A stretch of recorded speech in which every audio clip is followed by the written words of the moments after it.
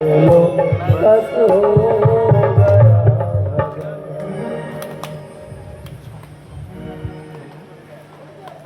बुरी सुधार लो। लेकिन कारो कारो आदत मतलब की स्वभाव, কারো কারো স্বভাব আছে, আদত আছে, সকালে উঠেই কি করবে, ও বিড়ি খাবে। কারো কারো স্বভাব আছে, কেউ তো সকালে সকালে উঠে অর্থাৎ ভগবানের সামনে হাত জোড়ে, আর কেউ কেউ আছে হাত জোড়ে না, হাতে দ্বারা তামাক খায়।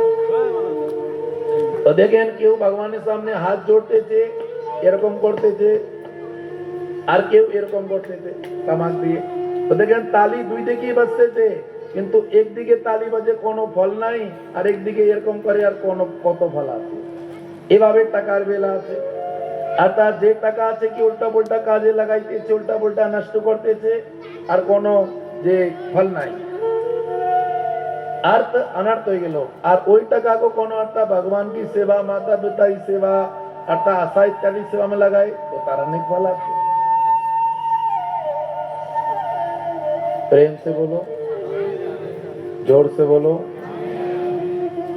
अच्छा, एक कथा बोलते के पत्नी बोलते, स्वामी ये सब करे कोनो लाभ नहीं, এত ভজন ভজন করো, বাচ্চা के ऊपर আপনি এরকম ব্যবহার করছো,